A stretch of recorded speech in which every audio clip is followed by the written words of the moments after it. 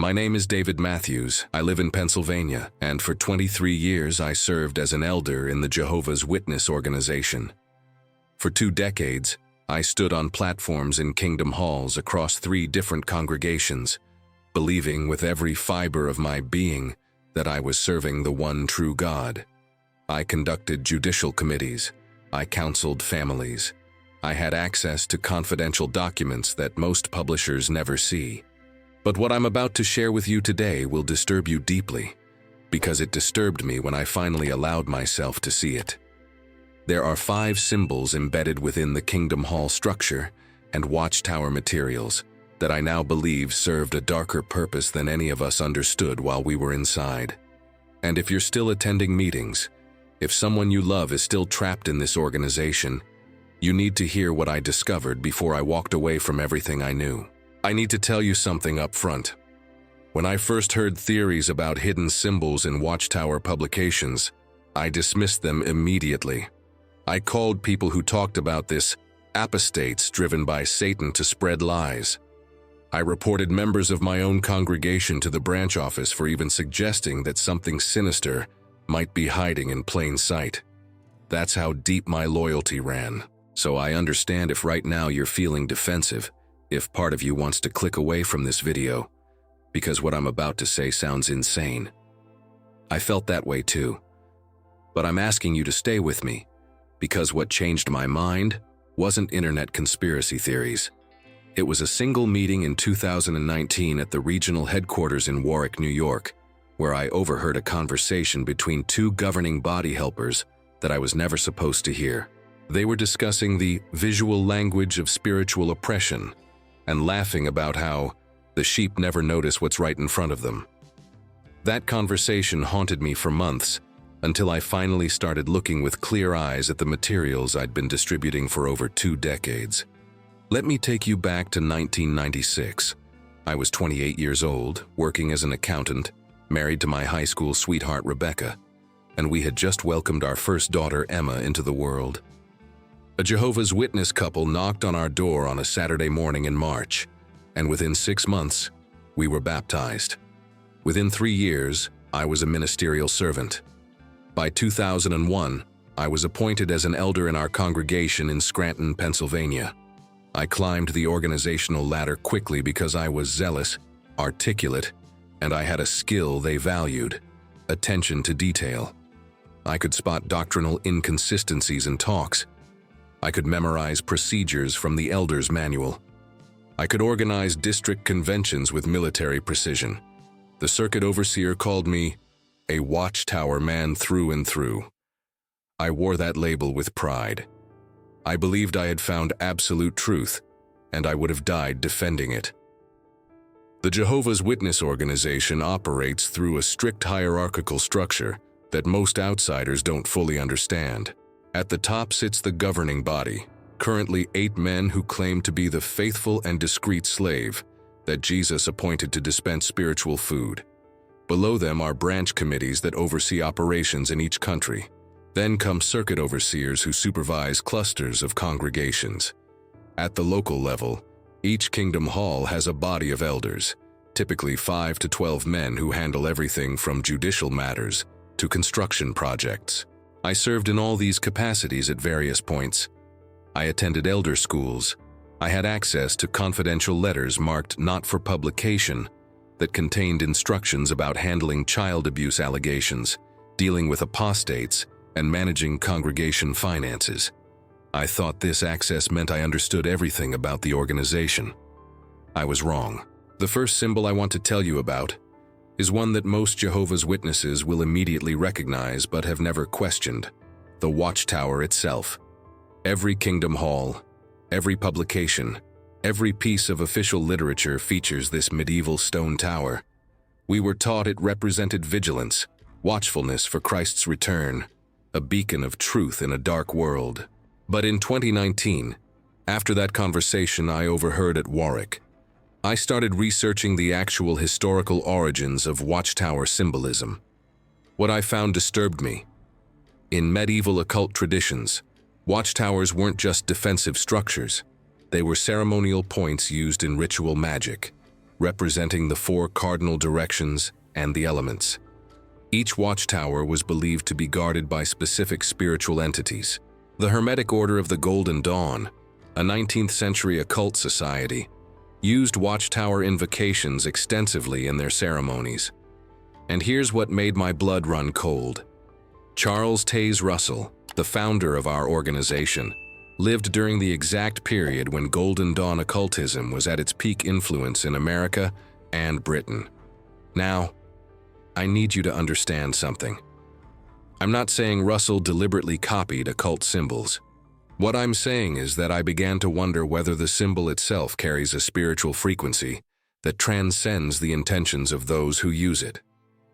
In Romans chapter 12, verse 2, Paul warns Christians not to be conformed to this system of things, but to be transformed by making their mind over. What if the transformation we thought we were experiencing was actually the opposite? What if by meditating on this symbol for hours every week during meetings, by placing it on our literature bags, by driving past Kingdom Halls with massive watchtower emblems on the roofs, we were unconsciously opening ourselves to influences we didn't understand? I started noticing something else. The Watchtower magazine features this symbol on every single cover. That's twice a month, year after year, decade after decade. Millions of copies printed, distributed door to door into homes across the planet. If symbols have power, and I now believe they do, what kind of spiritual doorway were we creating? Let me tell you about a sister in my congregation named Patricia Morrison. She was 42 years old, a pioneer who spent 70 hours a month in field service, a woman known for her joy and her strong faith. In 2003, Patricia came to me during a particularly difficult time in her life. Her husband had just been disfellowshipped for adultery, and she was raising 2 teenage sons alone while trying to remain faithful to the organization. She told me she'd been experiencing nightmares, not just bad dreams but vivid recurring visions of dark figures standing in the corner of her bedroom. She would wake up paralyzed, unable to move or scream, feeling a crushing weight on her chest. She asked me if this could be demonic attack. I did what I was trained to do. I asked if she had any items in her home that might be connected to spiritism. Had she watched any R-rated movies? Did she have any music with questionable lyrics? Had she been visiting apostate websites? She said no to everything. So I told her to pray more, study more, and perhaps see a doctor because it might be sleep apnea or stress-related. But here's what I didn't consider at the time. Patricia's bedroom was filled with Watchtower literature. Stacks of magazines going back years, multiple copies of the New World Translation, bound volumes of Watchtower and Awake publications. And on her nightstand, directly next to her bed, was a framed image of a watchtower that she'd cut out from a 1995 publication because she found it beautiful. What if the symbol itself was acting as a beacon? What if the very materials we believed were protecting us were actually creating vulnerability? Patricia's nightmares continued for 8 months. She became withdrawn, stopped pioneering, and eventually stopped attending meetings altogether. The last time I saw her was in 2004 at a grocery store. She looked exhausted, haunted. She told me she'd moved to a different state to live with her sister and had stopped being a witness. I judged her then. I thought she'd become weak, that she'd let Satan win. Now I wonder if she was actually escaping something that I was too blind to see. The second symbol I need to tell you about is more subtle, and it's one that the organization officially abandoned decades ago, but its spiritual residue remains. Between 1891 and 1931, Charles Taze Russell and the early Bible students used a symbol extensively, the Cross and Crown. This emblem featured a crown above a cross, sometimes with a laurel wreath. For 40 years, this symbol appeared on Watchtower publications, on lapel pins that members wore, even on Russell's personal stationery. The official explanation was that it represented Christ's sacrifice and the crown of life promised to faithful Christians. But when I started researching the actual origins of this symbol, I discovered something that the organization never mentioned in any of their historical publications. The Cross and Crown is a Masonic symbol. It appears in York Rite Freemasonry as the emblem of the Knight Templar degree. It's also used in Rosicrucian orders, mystical societies that blend Christianity with Hermetic philosophy and alchemical symbolism. Now here's where it gets even more disturbing. There are documented connections between Charles Taze Russell and Masonic orders. His gravestone in Pittsburgh features a pyramid monument built by the Watchtower Society. Pyramids are central to Masonic symbolism. Russell wrote extensively about pyramidology, claiming that the Great Pyramid of Giza contained divine measurements that proved 1914 would mark the end of the Gentile times. He called it God's stone witness. But pyramids have no connection whatsoever to biblical Christianity. They're Egyptian, connected to pagan pharaonic religion, and later adopted by occult traditions. Why would God hide prophetic truth in a pagan structure? The organization quietly dropped all pyramid teachings in the 1920s, stopped using the cross and crown by 1931, and rarely mentions any of this history to newer members. But here's my question. If you spend 40 years saturating your spiritual foundation with occult-connected symbols, does simply removing them from publications erase their spiritual impact? I interviewed a man named Robert Chen in 2021, 2 years after I'd left the organization. Robert was 67 years old, a former Bethel worker who had served at the Brooklyn headquarters from 1975 to 1982. He told me a story that I haven't been able to forget. In 1978, during a deep cleaning of the historical archives in Brooklyn, Robert and 2 other brothers were tasked with cataloging old materials from Russell's era. They found boxes of documents, including original letters, photographs, and publications. In one box, Robert found a collection of cross and crown pins, probably about 50 of them, tarnished with age. His supervisor, a longtime Bethelite named Brother Hoffman, picked up one of the pins, examined it closely, and said something that Robert found strange at the time. He said, "These carried more power than we ever told them." When Robert asked what he meant, Brother Hoffman quickly changed the subject and told him to catalog the items and seal the box. Robert said he felt an oppressive atmosphere in that archive room that day, a heaviness that made it hard to breathe. 3 weeks later, Brother Hoffman died suddenly of a heart attack at age 52.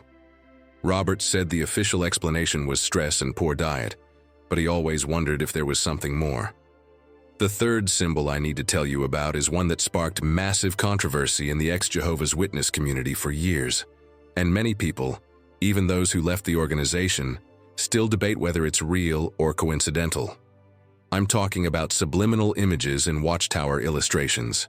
Between the 1980s and early 2000s, dozens of people began noticing strange faces and figures hidden in the artwork of Watchtower publications.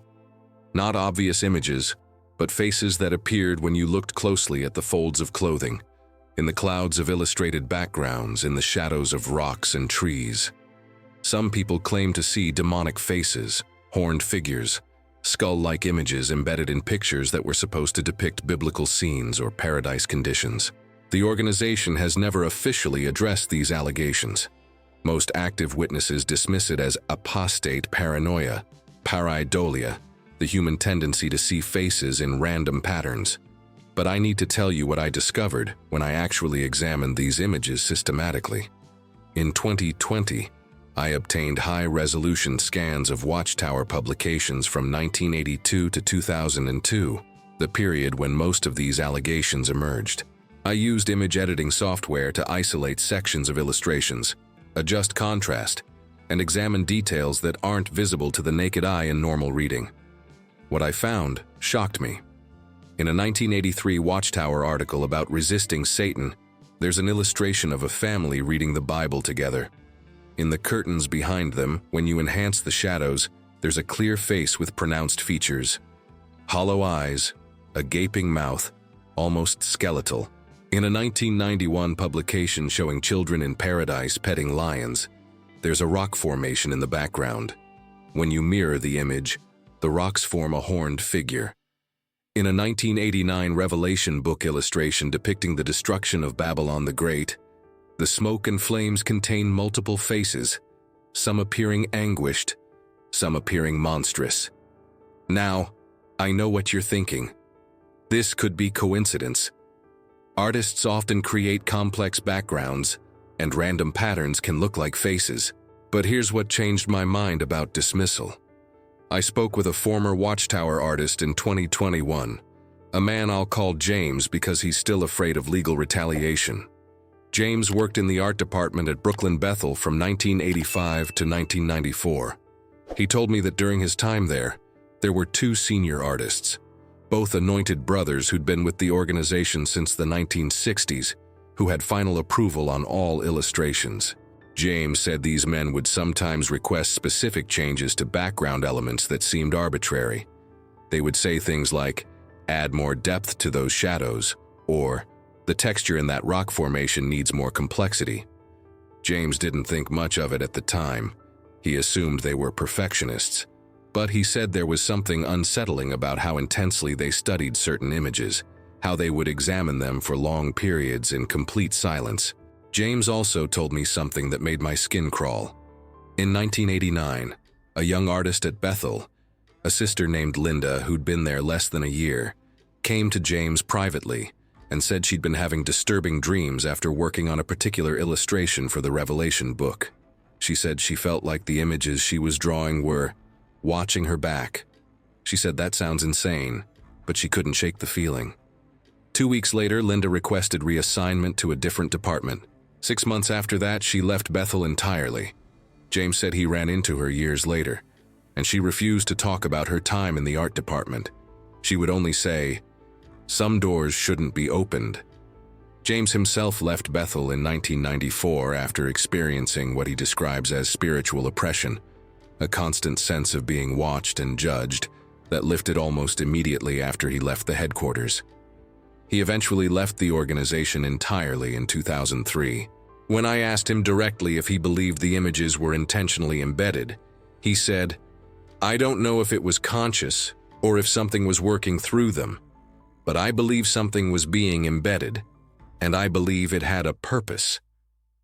Let me tell you about a teenage girl named Emma Rodriguez.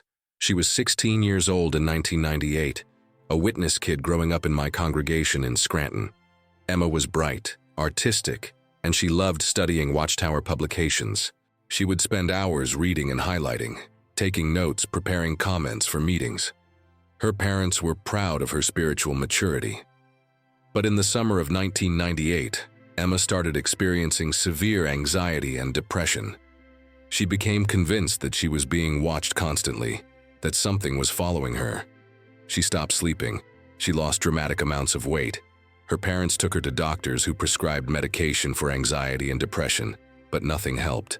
Emma would sit in her room for hours, staring at Watchtower illustrations, saying she could see faces in them that were looking at her. Her parents thought she was having a mental breakdown. They brought her to me for counsel. I prayed with her, read scriptures about Jehovah's protection, and told her to focus on positive thoughts. Within 3 months, Emma attempted suicide. She survived, but she spent 6 weeks in psychiatric care. When Emma came home, her therapist recommended removing triggers from her environment. Her parents, desperate to help her, removed all the Watchtower publications from her room. They packed them into boxes and stored them in the garage. Emma's mental state began to improve almost immediately. Within 2 months, she was sleeping normally, eating normally, smiling again. Her parents believed it was the medication finally working. But Emma told her mother something that her mother shared with me years later, after both of them had left the organization. Emma said that the night her parents removed all the literature from her room, she slept through the night for the first time in months, and she didn't feel watched anymore. She said it was like something that had been pressing on her released its grip. Emma is 42 years old now. She never returned to the organization. She's married, has children, and works as a social worker helping abuse survivors. When I contacted her in 2021 to ask about her experience, she told me she's never looked at a Watchtower publication since 1998, because even seeing the cover makes her feel physically ill. The fourth symbol I need to address is architectural, and it's something that exists in almost every Kingdom Hall built according to Watchtower specifications. It's the layout itself. If you've ever attended meetings at a Kingdom Hall, you know the basic structure. A main auditorium with rows of chairs facing a stage platform, a secondary schoolroom, bathrooms, and a library or back room. What you might not have noticed is the consistent orientation. Kingdom halls are almost always built with the stage platform on the east end of the building. This isn't officially documented in any publication available to regular publishers, but it's in the construction guidelines sent to building committees. I know because I served on 3 Kingdom Hall construction projects between 2002 and 2015. The orientation is explained as optimal for lighting and acoustics, but when I started researching architectural symbolism, I discovered something fascinating and disturbing. In occult traditions, temple orientation has profound significance. The east represents the rising sun, spiritual illumination, the gateway between the physical and spiritual realms. Masonic lodges are oriented with the worshipful master's chair in the east. Ancient pagan temples were built with entrances facing east to align with sunrise during solstices and equinoxes. In fact, the Temple of Solomon, which Jehovah's Witnesses reference constantly as the model of true worship, was built with its entrance facing east. But here's the critical detail. God explicitly condemned Israelites for worshiping toward the east. In Ezekiel chapter 8 verse 16, Ezekiel has a vision of men in the temple of Jehovah with their backs to the temple, facing east and bowing toward the sun. God calls this detestable. So why are kingdom halls deliberately built with the platform in the east, causing the entire congregation to face east during worship? When I raised this question with the circuit overseer in 2016, he looked at me like I'd grown a second head and said orientation was a practical construction decision, nothing more. But I need to tell you about something that happened during a Kingdom Hall renovation in 2010. We were remodeling our hall in Scranton, and part of the project involved digging up the foundation on the east side to address water damage.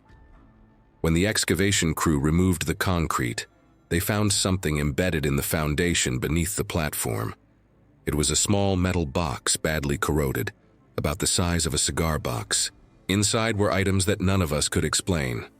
A folded piece of paper with handwritten symbols that looked like astrological signs, a small vial that might have once contained liquid but was now empty, and a coin that appeared to be very old. The brother overseeing construction, a long-time elder named Brother Patterson, took the box, looked at it for a long moment, and told us to forget we'd seen it. He said it was probably left there by construction workers years ago, as a prank or a tradition, like burying a time capsule. He took the box home and said he'd dispose of it, but I saw his face. He looked disturbed, and 3 days later, Brother Patterson called the branch office and had a lengthy private conversation. The renovation was delayed for 2 weeks. When work resumed, the platform was rebuilt in the exact same location, same orientation. I need to tell you what happened to Brother Patterson after that incident. Within 6 months, he started experiencing health problems. First, it was severe migraines, then unexplained muscle weakness. Doctors ran every test imaginable but couldn't find a cause. By 2011, Brother Patterson could barely walk. He stepped down as an elder. By 2012, he was bedridden. He died in 2013 at age 58. The official cause of death was listed as complications from an undiagnosed neurological disorder. At his funeral, his widow sister Patterson said something to me privately that I've never forgotten. She said that in the months before his death, her husband had repeatedly told her he felt like he'd disturbed something that should have stayed buried. She said he regretted not bringing that box to the elders collectively, instead of taking it home.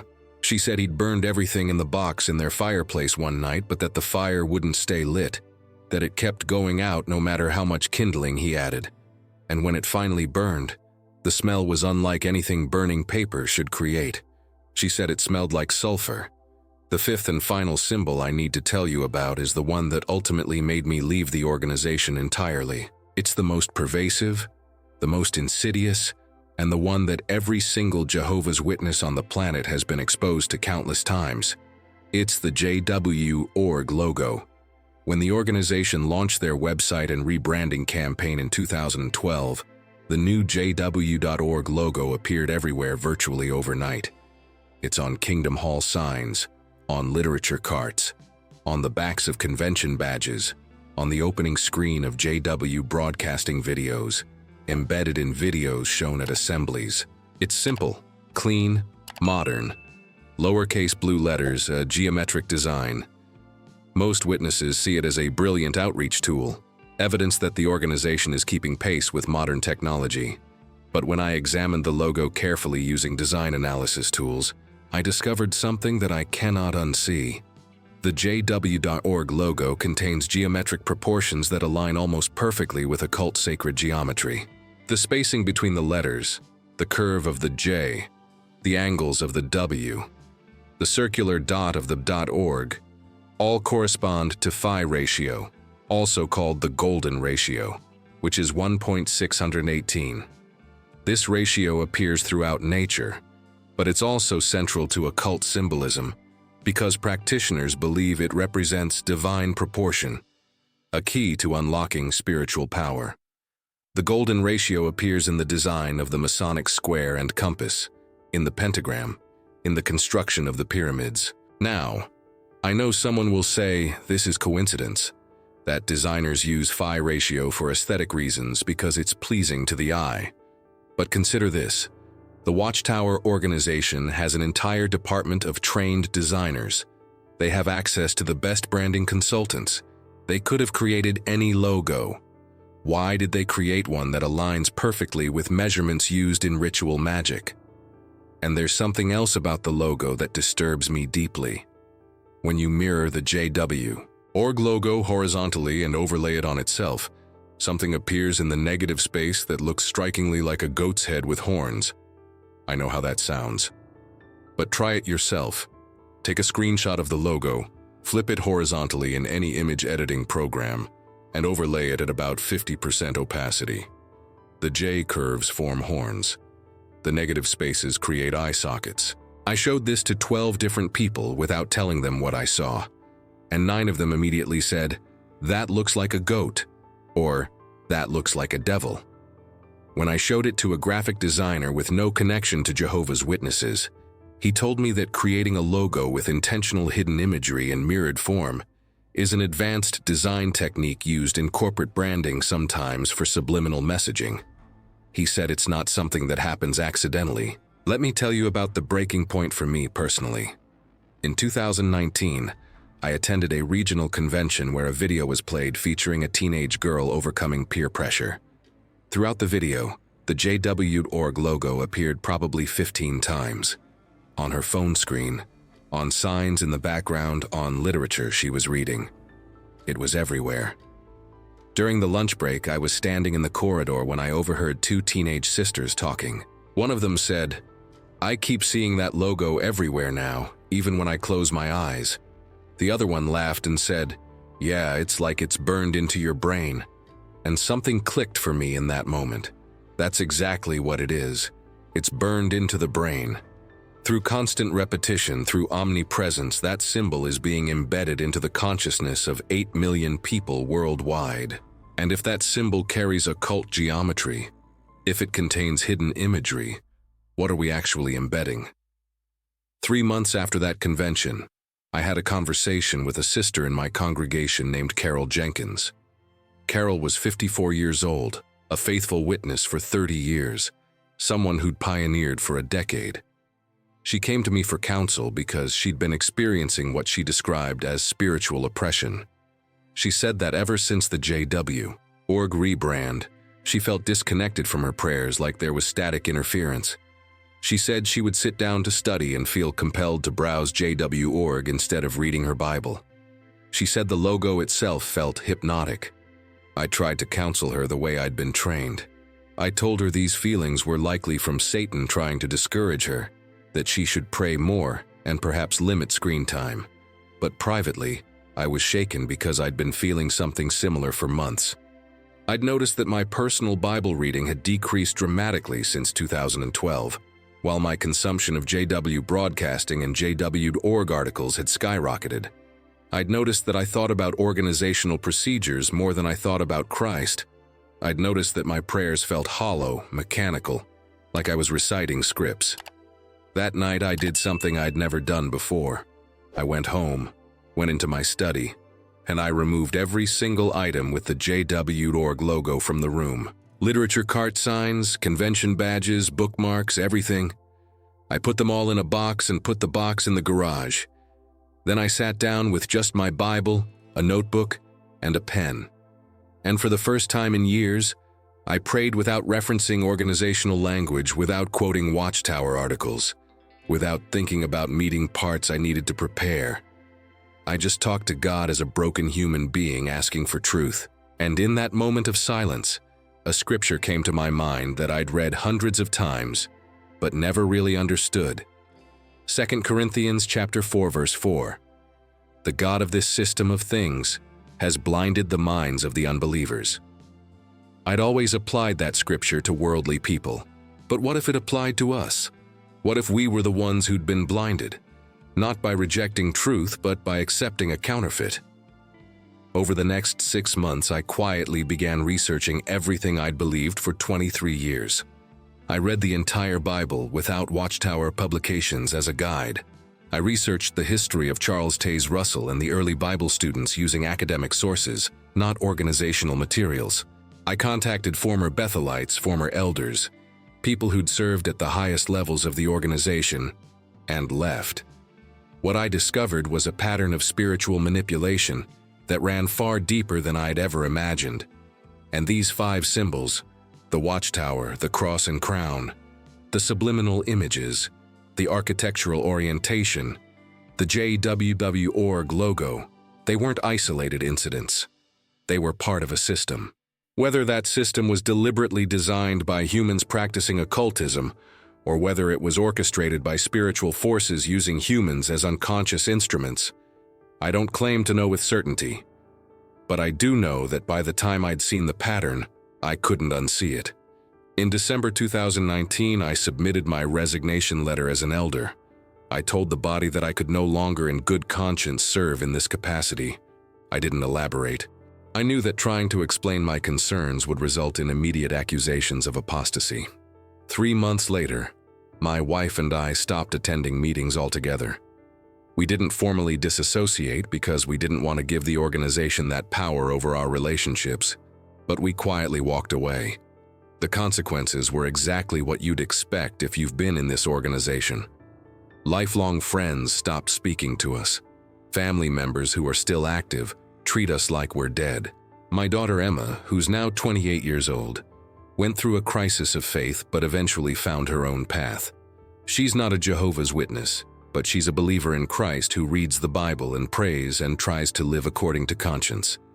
And that's more than I could have asked for. Now let me be very clear about something. I'm not saying that every Jehovah's Witness is consciously worshiping demons. I'm not saying that everyone who attends a Kingdom Hall is under demonic possession. Most witnesses are sincere people who genuinely love God and want to do what's right. I was one of them for over 2 decades, but I am saying that it's possible to be sincerely wrong. I'm saying that it's possible to be deceived while believing you're serving truth.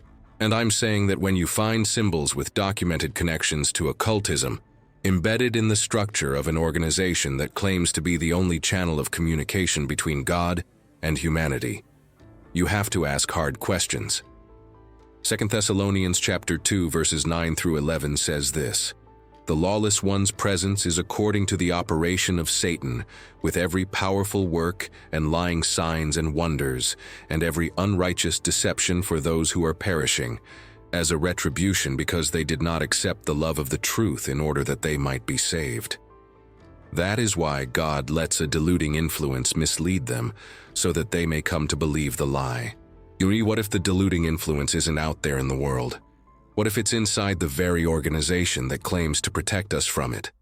What if the symbols we trusted, the structures we built, the logos we promoted, were all part of a spiritual operation that we participated in without understanding what we were doing? I want to speak directly to those of you who are still Jehovah's Witnesses watching this video, probably in secret because you know that even watching this could result in judicial action. I know what you're feeling right now. You're feeling defensive, you're feeling afraid. Part of you is thinking I'm an apostate driven by Satan. Part of you is thinking I've lost my mind. But there's another part of you, maybe a small part that you've been suppressing for years, that's saying, What if he's right? I'm not asking you to believe everything I've said today. I'm asking you to do what the Beroeans did in Acts chapter 17, verse 11. Receive the word with the greatest eagerness of mind, carefully examining the scriptures daily to see whether these things were so. Don't take my word. Don't take the governing body's word. Examine for yourself. Go home tonight and look at the Watchtower symbol with fresh eyes. Research the Cross and Crown and ask yourself why the organization never talks about it anymore. Get high-resolution scans of older publications and look closely at the illustrations, not with the intent to find something, but with the willingness to see what's actually there.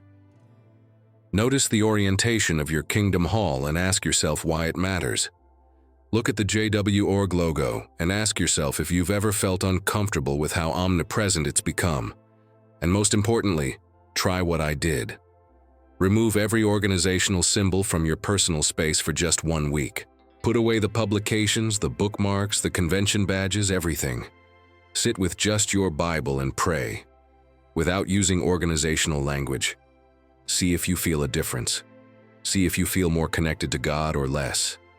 If you're someone who's already left the organization, if you're struggling with the trauma of waking up to the truth about the truth, I want you to know you're not alone. The grief you're feeling is real. The sense of betrayal is justified. You gave your life, your time, your relationships, your mental and emotional energy to something you believed was pure, and discovering it wasn't what you thought is one of the most painful experiences a human can go through. But I need you to hear this. Waking up was not a mistake. Seeing the truth, even when it's painful, is better than living in a comfortable delusion. You're not crazy. You're not apostate in the demonic sense they taught us. You're someone who loved truth enough to follow it, even when it led you away from everything you knew. Now, I want you to do something for me. If this video resonated with you, if you recognized even one of these patterns in your own experience, leave a comment below. You don't have to share details if you're not comfortable. Just write something simple like, "I see it," or "This happened to me too," because one of the most powerful weapons this organization uses is isolation. They make you think you're the only one having doubts. They make you think you're the only one seeing inconsistencies. But when you look at the comments section of videos like this, you realize there are thousands, tens of thousands of people who've had the same experience. You're not alone. And knowing that can be the difference between sinking into despair and finding the strength to rebuild your life. I also want to encourage you to share this video. I know that might feel uncomfortable. I know you might worry about how family members or friends who are still in the organization will react. But here's the reality. There are people in your life right now who are suffering in silence, who have questions they're afraid to ask, who feel trapped but don't know there's a way out. By sharing this video, you might be giving someone permission to think critically for the first time. You might be offering a lifeline to someone who's drowning. And yes, some people will attack you for it. Some people will block you or report you or say terrible things about you. But if even one person wakes up because you had the courage to share truth, it's worth it. If you haven't already, please subscribe to this channel and turn on notifications. I'm creating more content exposing the hidden mechanisms of organizational control, exploring biblical truth outside of Watchtower interpretation, and offering support for people navigating life after leaving high-control religions. This work is difficult. There are people who want to silence voices like mine. There are legal threats and harassment and constant attempts to discredit anyone who speaks out. But the truth is more important than comfort. Your freedom is more important than my reputation. And if my willingness to speak costs me something, that's a cost I'm willing to pay if it means someone else finds liberation. I want to close with a prayer for anyone who's listening right now and feeling lost. Father, I come to you on behalf of every person who's watched this video and felt their foundation shake. I come to you on behalf of everyone who's realizing that what they believed was truth might have been mixed with deception. Give them courage. Give them clarity. Protect them from spiritual attacks as they navigate this difficult journey. Surround them with people who will support them rather than condemn them. Help them distinguish between the voice of fear that says, "Go back, it's safer in the cage," and the voice of your spirit that says, "Come out of her, my people." Give them the strength to lose everything if necessary, knowing that what they gain, freedom, authenticity, genuine relationship with you, is worth more than everything they'll lose. Protect their minds from the trauma of religious abuse. Heal the wounds that were inflicted in your name by people who didn't truly know you. And Father, if there are people watching this who are still inside the organization, people who are terrified but curious, give them the courage to take one small step toward truth. Just one, and then another, until they find themselves standing in the light. In Jesus' name, amen. You are not alone, you are not crazy, you saw something real. And your decision to seek truth, wherever it leads, is the most courageous thing you'll ever do. Thank you for watching. I'll see you in the next video.